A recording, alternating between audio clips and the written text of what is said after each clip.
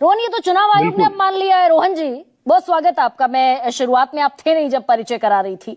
अब ये तो चुनाव आयोग ने मान लिया कि ईआरओज अधिकारियों ने सही श्रृंखला का इस्तेमाल नहीं किया। अब कितने करोड़ फर्जी वोटर आई कार्ड होंगे इस देश में?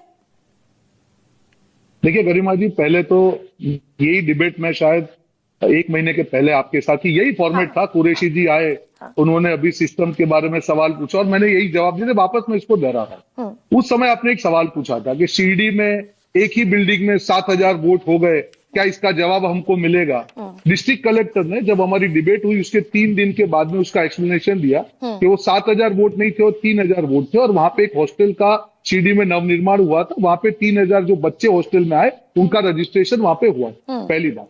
दूसरी बात, अभी आपने कुरैशी जी को पूछा, 2 चीजें होती है। एक होती है कि एरर, जब इतनी बड़ी सिस्टम होती है और चुनाव आयोग ने माना कि 3 महीने में अगर ऐसे जितने भी मामले हैं उसको सामने करके उसको हम लोग दुरुस्त करेंगे, उसमें कोई नहीं, इतनी बड़ी सिस्टम है, एरर हो सकती है, सबको मिलकर उसको ठीक करना है। और दूसरी बात है इंटेंशन। अभी जो आप बात कर रहे हैं, देखिए विपक्ष के नेता जो भी हो, इंडी गठबंधन के सारे नेता चुनाव के परिणाम से, दिल्ली के परिणाम से पहले उनको कुछ तो बताना पड़ेगा ना अपने वोटर को क्यों हारे। अगर यही संदेश चला जाएगा तो वोटर तो ये बोलेगा भैया इनको तो वोट देने का मतलब ही नहीं है।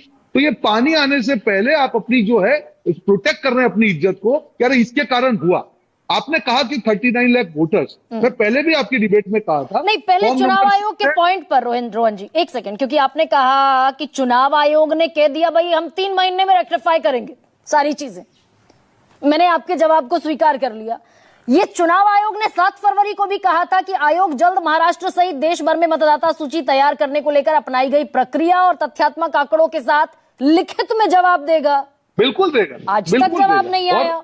आएगा। देखिए, ये कोई जब गंभीर सवाल आपके ऊपर उठते हैं तो उसका जवाब ऐसा गंभीर होना चाहिए कि दूसरी बार उसका सवाल नहीं उठते। चुनाव आयोग ने कई बार कहा कि ईवीएम को आपको चेक करना है, चेक करिए। अभी आपने वापस एक सवाल उठाया था, मैं उसी पे आ रहा था कि महाराष्ट्र में वोटिंग कैसे बढ़ गया। आपने ही कहा कि शाम को हर पार्टी का वोटर जो बूथ में होता है वो एक वोटर का नंबर लेके सिंबल स्टिक करके वो बाहर से निकलता है।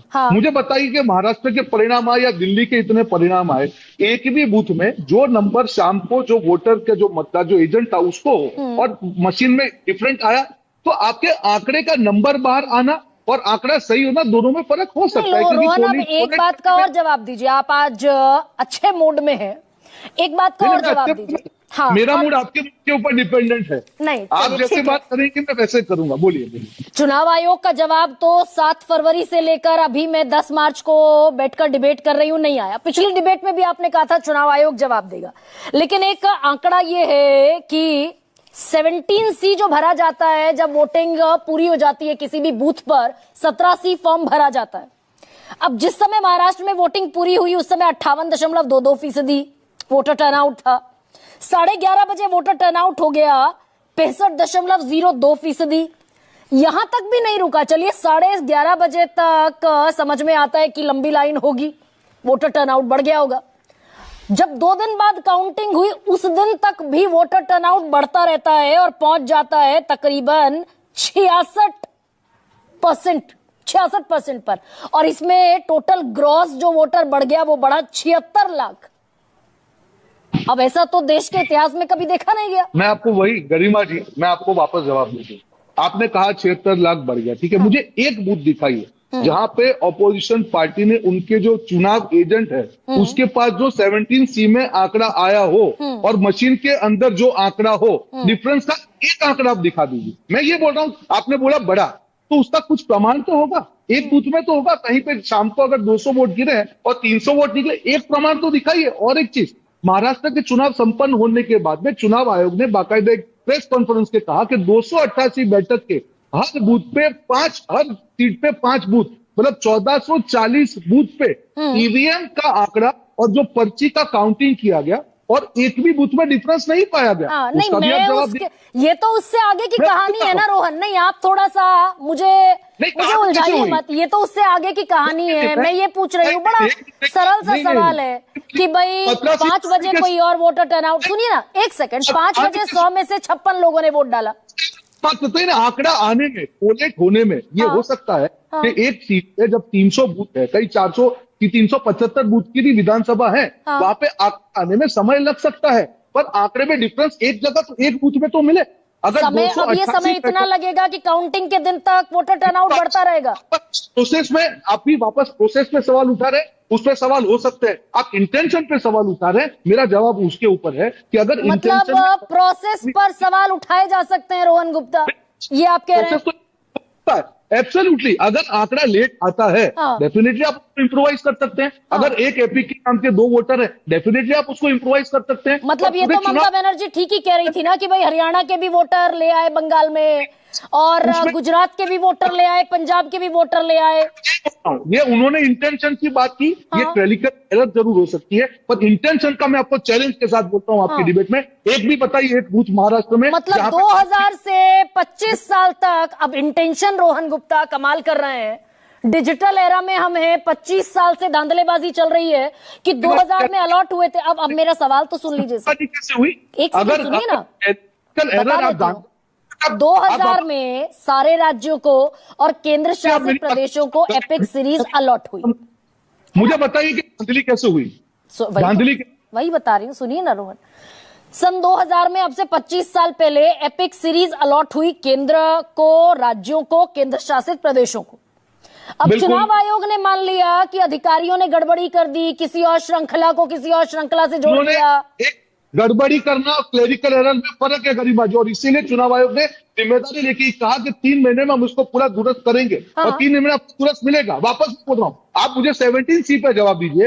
इस डिबेट में 3 बार आपने महाराष्ट्र के आंकड़ों का कहा कि आंकड़ा 58 हो गया। मैंने आपको सवाल पूछा कि 17C का एक भी बूथ पे एक भी आंकड़े में फर्क नहीं आया, तो धांधली कैसे हुई? मुझे सिर्फ ये बता भाई, इससे बड़ा और सबूत क्या होगा कि वोटर टर्नआउट बढ़ते बढ़ते बढ़ते बढ़ते ग्रॉस वोटर बढ़ गया 76 लाख। 17C सबूत है।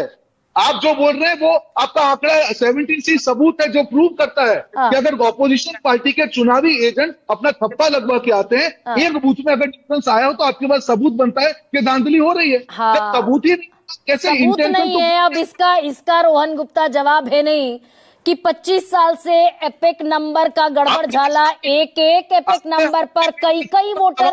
अच्छा, ये बता दीजिए, सुनिए ना, सुनिए, ये 3 महीने के समय की जरूरत क्या है रोहन गुप्ता? 1 सेकेंड देखिए भाई, आप तो इलेक्टोरल, सुनिए ना, आप तो इलेक्टोरल बॉन्ड का भी डेटा सुप्रीम कोर्ट में नहीं दे रहे थे। डिजिटल एरा है, 1 घंटे का काम है, कितने एपिक नंबर डुप्लीकेट हैं बता दीजिए। आपको जवाब दिया कि अगर कहीं पे भी जो डिजिटल एरा है, पर डिजिटल एरा में भी there are chances of error, क्योंकि ये एरर का मामला हो सकता है, कहीं पे टाइपिंग मिस्टेक होगी, हो गया, वो दुरुस्त होगा। मैं आपको सवाल तीसरी बार पूछ रहा हूँ, मतलब इस देश के सबसे बड़े प्रोसेस में टाइपिंग एरर चल रही है पिछले 25 साल से। गरिमा जी, फिर मेरा मूड आपके सामने खराब होगा, फिर आप बोलेंगे। मेरी बात नहीं, मूड खराब मत कीजिए, बस आंकड़ों पर और तथ्यों पर रहते हैं। हमको मूड नहीं खराब करना। आज अच्छा दिन, पुष्य नक्षत्र, अच्छी बात करते हैं। वापस आ रहा हूँ, 17C का आंकड़ा, अगर वो आंकड़ा हर बूथ पे महाराष्ट्र में टैली हुआ, तो मतदान के आंकड़ों में गड़बड़ी कैसे होगी? ये सवाल मेरा आपसे। आप एक जिम्मेदार एंकर हैं, उससे मैं आपको सवाल पूछा हूँ। मैं सवाल ये पूछ रही हूँ रोहन गुप्ता कि इस देश में इलेक्शन प्रोसेस जो सबसे ज्यादा पायस है, जिसकी सैंक्टिटी पर सुप्रीम कोर्ट ने कहा कि एक वोट भी महत्वपूर्ण है, उसकी रक्षा करना सरकार की जिम्मेदारी है, वहां इस देश में 25 साल से एक गड़बड़ झाला चल रहा है, और रोहन गुप्ता कह रहे हैं कि वो कंप्यूटर एरर हो सकता है। 120, आप अब 100 करोड़ वोटर अगर होते हैं, 80-90 करोड़ होते हैं, अगर ऐसे केसेस हैं, उसको दुरुस्त करना चाहिए। It is a part of improvement of the process, number 1। चुनाव के जो आंकड़े हैं, वोटिंग के आंकड़े, वो इमीडिएटली आने के, it's a part of improvement of the process. हर बार चुनाव आयोग नए इंप्रूवमेंट करता रहता है, बट इंटेंशन की आपने बात की, 17C की बात। ठीक है, और एक चीज ठीक है। अब Rohan Gupta, let me proceed. 30 second, अच्छा कह लीजिए, कहिए ना, कहिए। फॉर्म नंबर 7, फॉर्म नंबर 6 से आप वोट बन सकते हैं, फॉर्म नंबर 7 से निकाल सकते हैं। मैं आपको एक बोल रहा हूँ, विपक्ष ने आरोप किया कि ये कैसे आ गए। आज उनके कार्यकर्ता है, 32 लाख की बात कर रहे हैं। मैं बोल रहा हूँ 5 घर में भी जाके, जहां पे ये फॉर्म भरे गए हैं, आप बोल रहे हैं कि वोटर लिस्ट, पुरानी वोटर लिस्ट ऑनलाइन अवेलेबल है, नई लिस्ट अवेलेबल है। एक बूथ में अगर 200 वोट है, अगर नई वोटर लिस्ट में 205 वोट है, आप पता कर सकते हैं कि 5, मतलब ये भी अब पॉलिटिकल पार्टी करें, इसका भी एक व्हाइट पेपर पर चुनाव आयोग, अभी एसवाई कुरैशी के गए, चुनाव आयोग की जिम्मेदारी है कंफ्यूजन को दुरुस्त करना। अब रोहन गुप्ता, आप मुझे आगे बढ़ जाने दीजिए, ठीक है? अब मुझे आगे बढ़ने दीजिए, आवाज जरा रोहन की कम कर दीजिए, आवाज कम कर दीजिए। रोहन, मैंने समय दिया आपको, प्रॉपर समय दिया। सुनिए, 25 साल से यहाँ एपिक नंबर, एक एपिक नंबर कई कई लोगों को अलॉट हो रहा है, which can not be done in any case. It is happening in the Indian electoral process. ये हो रहा है।